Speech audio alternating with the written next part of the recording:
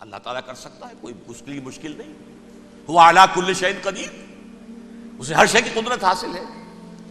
لیکن اصل بات جو ہے میں آپ کو بتانا چاہتا ہوں، یہ ہے سائیڈ ایشو. اصل ایشو ہے فلسطین کا جو شروع ہونے والا ہے. بھٹی دہکے گی وہاں. ظاہر بات ہے کہ اگر کوئی بہت بڑا اقدام ہو جاتا ہے فلسطینیوں کے خلاف، اور اگر واقعتاً مسجد اقصی اور قبۃ الصخرہ گرا دیے جاتے ہیں، جو طوفان اٹھے گا عالم عرب میں، یہ حسنی مبارک ہو یا شاہ خالد ہو یا کوئی اور ہو، یہ نہیں روک سکتے اس طوفان کو. نوجوان خون اٹھے گا، غیرت اور جو بھی حمیت ہے. مسلمان ان پڑھ سے ان پڑھ اور بالکل بے دین، وہ بھی مسجد کی حرمت پر کٹ مرنے کو تیار ہو جاتا ہے. مسجد تو بنا دی شب بھر میں ایمان کی حرارت والوں نے، من اپنا پرانا پاپی ہے، برسوں میں نماز ہی بن نہ سکا. وہ چاہے کانپور کی مسجد سے مسلمانوں نے جانے دی ہے، چاہے وہ شہید گنج کی مسجد تھی مسلمانوں نے جانے دی ہے، چاہے نماز نہ پڑھتے ہو. لیکن یہ جو حرمت اور یہ جو حمیت اور یہ غیرت ہے، اس سے جو طوفان اٹھے گا یہ ہوگا اس ملحمۃ العظما، اس کی طرف پیش رفت ہو رہی. کتاب الملاحم سے احادیث کے حوالے سے کہ جن جنگوں کا حوالہ دیا حضور نے، پیشن گوئی کی ہے، اس کا نقطہ آغاز تھا خلیج کی جنگ. صدام حسین نے اسے کہا تھا یہ مدر آف وارز ہے، ام المحارب، یہ ایک جنگ نہیں ہے. اس کا نقشہ بھی حدیث میں موجود ہے، پیشن گوئی موجود تھی، اس وقت بھی ہم نے شائع کی تھی. لیکن اس میں جو جنگ اب ہونے والی وہ الملحمۃ العظما. ملحمہ کسے کہتے ہیں؟ لحم گوشت کو کہتے ہیں، اور قصائی کی دکان کو عربی میں ملحم کہتے ہیں، جہاں گوشت کے ٹکڑے کیے جاتے ہیں. آج کل مشینوں سے ہوتے ہیں، اب جو ہے وہ ہاتھ سے چھریوں سے نہیں ہوتے، لیکن ٹکڑے ہو رہے ہوتے ہیں، جسموں کے چیتھڑے اڑ رہے ہوتے ہیں. ملحمہ، یہی لفظ استعمال کیا تھا حضرت سعد ابن عبادہ نے رضی اللہ تعالی عنہ یوم فتح مکہ. ان کے دل میں تھا کہ اب ہم انتقام لیں گے ان عربوں سے، ان قریش سے. الیوم یوم الملحمہ، الیوم یوم الملحمہ، یہ کہتے ہوئے جا رہے تھے. ایک خاص کیفیت، آج ہے گوشت کے ٹکڑے اڑانے کا دن. حضور سے کہا کسی نے جا کر کے ساتھ تو یہ کہہ رہے ہیں الیوم یوم الملحمہ، الیوم یوم الملحمہ. حضور نے فرمایا نہیں، ان سے کہو جا کر الیوم یوم المرحمہ، الیوم یوم المرحمہ، آج رحمت کا دن ہے، آج تو میں ان سب کو معاف کروں گا.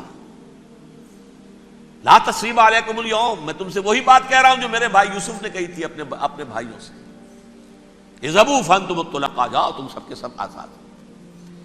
وہ ملحمہ ہے جس کو کہ حضور نے حضرت معاذ بن جبل رضی اللہ تعالیٰ عنہ سے روایت ہے، اس میں سے جو ابو داؤد میں روایت آئی ہے اس میں الملحمۃ العظما، عظما مؤنث ہے اعظم کا.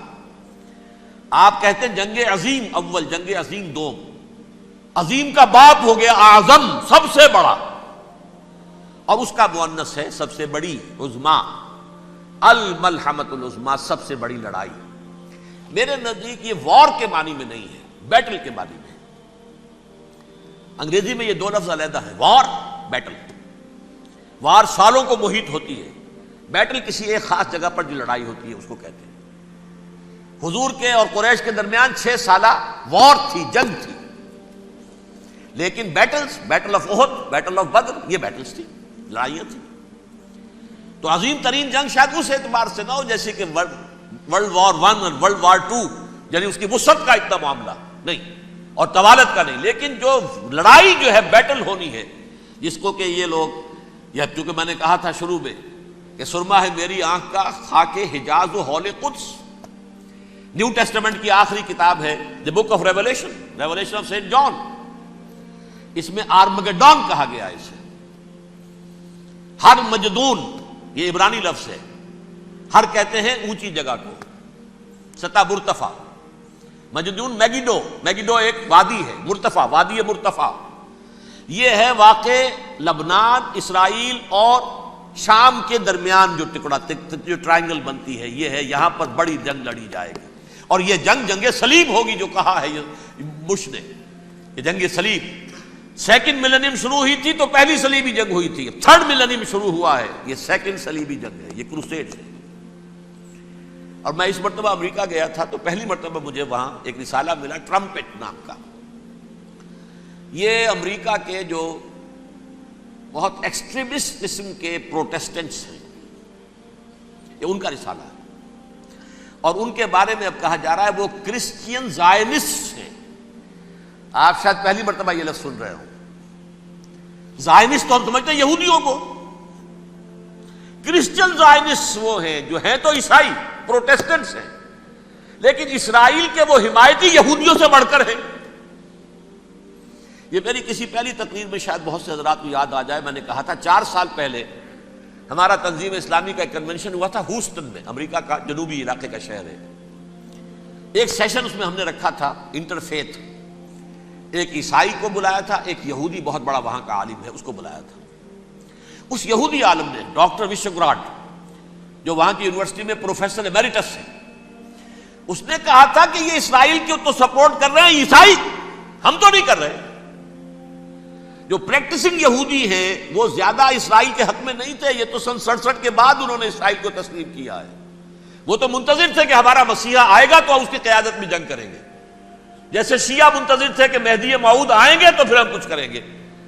وہ امام خمینی نے کہا بھائی جب وہ آئیں گے آ جائیں گے، لیکن ہم کچھ راستہ کے لیے. زائنسٹ نے آگے بڑھ کر ریاست قائم کر لی، اور جب یروشلم پر بھی پورا قبضہ کر لیا تب جو ہے در حقیقت مذہبی یہودی جو ہے پھر انہوں نے اپنایا ہے، اون کیا ہے، اور نئے سیٹلمنٹس جو بھی بنے ہیں وہاں پر اسرائیل میں، اس میں اکثر و بیشتر مذہبی یہودی آیا، اور بروکلن کے علاقے سے سب سے بڑھ کر آئے ہیں، جو امریکہ میں نیو یارک کا ایک جنوبی علاقہ ہے، بہت بڑا یہودیوں کا بہت بڑا گڑھ ہے. نیو یارک کو جیو یارک بھی کہا جاتا ہے، وہ تو اصل میں مرکز جو ہے وہ تو یہودیوں کا ہے. اس حوالے سے وہاں پر جو کرسچن زائنسٹ کہلاتے ہیں وہ اسرائیل کے یہودیوں سے بھی بڑھ کر کہیں سپورٹر ہیں. بہرحال اس دوسری صلیبی جنگ کا معاملہ جو میں کہہ رہا تھا، ٹرمپٹ نامی رسالہ، اس کا ایک مضمون ہے دی لاسٹ کروسیڈ. اب یہ آخری کروسیڈ ہے جو شروع ہونے والا ہے. میں تو حیران ہوں کس قدر کھل کے وہ باتیں کرتے ہیں. رومن کیتھولکس کو وہ کہتے ہیں کہ یہ شیطان ہے، یہ پوپ شیطان ہے، یہ یورپ کو اس نے جمع کیا ہے کرسچینٹی کی بنیاد پر، اور اس میں زیادہ تر کیتھولکس ہیں. آپ کو معلوم ہے برطانیہ بڑی مشکل سے شامل ہوا ان کے ساتھ، اس لیے کہ وہ پروٹیسٹنٹ کا سردار تھا، ابھی پوری طرح نہیں ہے.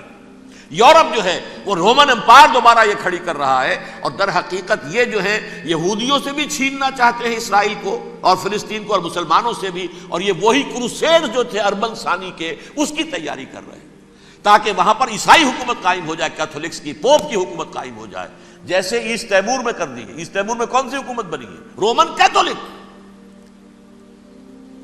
رومن کیتھولک اسرائیل میں بنے تاکہ یہ سارے مقامات مقدسہ جہاں اسرائیل پیدا ہوئے، بیت حضرت مسیح پیدا ہوا، بیت الحم کہاں ہے؟ وہی ہے کہ نہیں؟ جہاں سے ریزریکشن ہوا ان کے خیال میں وہ کہاں ہے؟ وہیں پر ہے کہ نہیں؟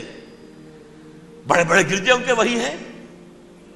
تو اس اعتبار سے ان کا کہنا یہ ہے یہ لاسٹ کروسیڈ کی تیاری ہو رہی ہے، یہ کیفور. اور ان کا کہنا یہ ہے کہ یہ پوری طاقت نیٹو کی جو ہے، یہ پہلے جرمنی سے لائی گئی بوسنیا، انہوں نے خود وہاں جنگ کروائی، انہوں نے خود وہاں پر ایتھنک کلینسنگ کروائی، پھر خود مصالحت کے لیے آ گئے، پھر کوسوو میں انہوں نے خود آگ بھڑکائی. یہ میں نہیں کہہ رہا، یہ وہ ٹرمپٹ رسالہ امریکہ سے چھپنے والا پروٹیسٹنٹس کا رسالہ ہے جو یہ کہہ رہا ہے. پھر انہوں نے کوسوو کے اندر کروایا، اور پھر وہ وہاں پر پیس فورس کی حیثیت سے آ گئے. اب وہ میسیڈونیا میں کروا رہے ہیں اور وہاں داخل ہو گئے ہیں. اگلا قدم ان کا سائپرس ہوگا، سائپرس میں ترکوں کو اور وہ گریکس کو لڑائیں گے اور وہاں آ جائیں گے، وہاں سے ایک چھلانگ لگائیں گے اور یہ فلسطین میں پہنچیں گے، اور یہ وہاں پر ایک رومن امپائر، اپنی پرانی رومن امپائر کی طرح کی رومن کیتھولک ریاست قائم کرنا چاہتے ہیں. تو وہاں امریکہ کے عیسائیوں میں بھی کوئی ایک طبقہ نہیں ہے، کیتھولکس بھی ہے، کیتھولکس زیادہ نہیں ہے ہمدرد، لیکن اب تابع ہو چکے ہیں. اسحاق ریبین نے جب یہ پیس ٹاک شروع ہوئی تھی، آپ کو یاد ہوگا شاید، کہ جب وہ آیا تھا واشنگٹن سے واپس فلسطین اسرائیل، تو پہلے روم میں رکا for an audience with the Pope, اور پوپ کو اس نے ایک مرتبان سا پیش کیا تھا، حضرت سلیمان علیہ السلام کے زمانے کا مرتبان، اور کہا تھا دیکھیے 3000 برس تک ہم نے اس کی حفاظت کی ہے، اب یہ میں آپ کے حوالے کر رہا ہوں. اس کے بعد سے پوپ جو ہے بالکل رام ہو گیا اور وہ عیسائیوں کے ساتھ اور یہودیوں کے ساتھ ان کا پورا معاہدہ ہو. اب پورا عیسائی ورلڈ جو ہے بعثت مجموعی یہودیوں کے شکنجے میں ہے. البتہ ان کے اندر بھی جھگڑے ہیں. جو وہاں پر وائٹ کرسچن ملیشیاز ہیں وہ ایکسٹریمسٹ ہیں کیتھولکس. ان کے نزدیک دشمن نمبر 1 یہودی، دشمن نمبر 2 مسلمان، دشمن نمبر 3 جو یورپ میں کالے ہیں، ایفرو امریکن، چاہے وہ عیسائی ہو گئے ہوں کوئی بھی ہو.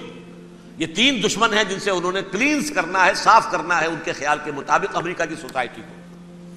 اولاً یہود، پھر مسلمان، اور پھر یہ جو کالے ہیں.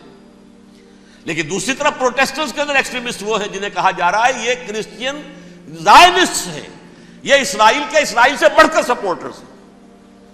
بہرحال یہ اب جنگ ہوگی، اس کا نتیجہ کیا نکلے گا یہ تو اللہ ہی جانتا ہے. اب میں آخری بات کی طرف آ رہا ہوں. آخری نتیجہ تو جو بھی کچھ اپس اینڈ ڈاؤنز آئیں گے. تلک الایام نداولھا بین الناس. آخری نتیجہ ڈراپ سین وہ یہ ہوگا کہ اللہ کے دین کا بول بالا ہوگا اور پوری دنیا پر محمد کے لائے ہوئے دین صلی اللہ علیہ وسلم کی حکومت قائم ہوگی. وہ گویا قیامت کی تمہید ہوگی. اس کے بعد بس قیامت آئے گی، کیونکہ مقصد کائنات، تخلیق کائنات پورا ہو جائے گا.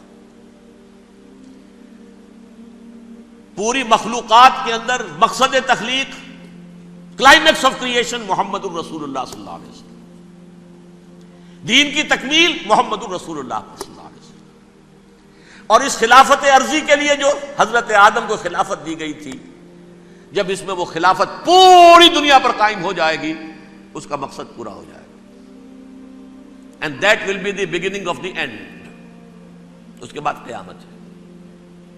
آخری نتیجہ تو یہ نکلنا ہے. اس سے پہلے سزائیں ہمیں بھی مل رہی ہیں. اور یہاں میں کانٹے کی بات جو چھوڑ گیا تھا اس کو بیان کر دوں.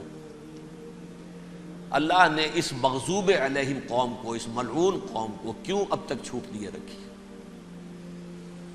میں بتا چکا ہوں یہ بڑے عذاب کے مستحق ہو چکے تھے حضرت عیسیٰ علیہ السلام کے زمانے میں. چھوٹ دی ہے ابھی تک ہے، بلکہ ایک مرتبہ ابھارا ہے.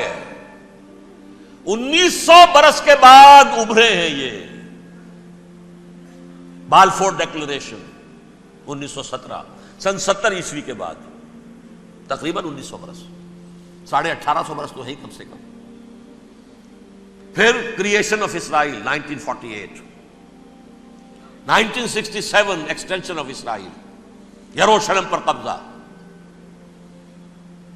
یہ سارا جو ہے کیوں ہے؟ اللہ تعالیٰ اس خیر امت محمد صلی اللہ علیہ وسلم، اس کے بہترین حصے کو سزا ان ملعونوں کے ہاتھوں دے رہا ہے. کیوں؟ جو جرم انہوں نے کیا تھا وہی ہم نے کیا. انہوں نے اللہ کی کتاب کو پیٹھ کے پیچھے پھینکا.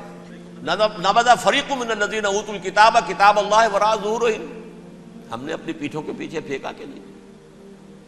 کولونیل رول سے آزاد ہوئے، کہیں اسلامی قانون نافذ کیا، کہیں اسلامی نظام قائم کیا. تو جو جرم ان کا تھا وہی ہمارا ہے. اور ہم خیر امت ہیں، اور ہمارے میں سے خیر ترین عرب ہیں. ان پر اللہ کا فضل، ان کی مادری زبان میں اللہ کی کتاب موجود ہے. پھر انہوں نے اللہ کے دین کو پیٹھ دکھائی. جو ملک آزاد ہوا کولونیل رول سے، یا اس نے قبلہ کر لیا اپنا ماسکو کی طرف یا کر لیا واشنگٹن کی طرف. کسی نے مکے کو قبلہ بنایا. یہ بدترین سزا ہے. ویل للعرب من شر قد اقترب. اور ترمذی شریف میں تو یہاں تک روایت ہے من اقتراب الساعۃ ہلاک العرب. قیامت کے قرب کی ایک نشانی یہ بھی ہوگی کہ عرب ہلاک ہو جائیں گے.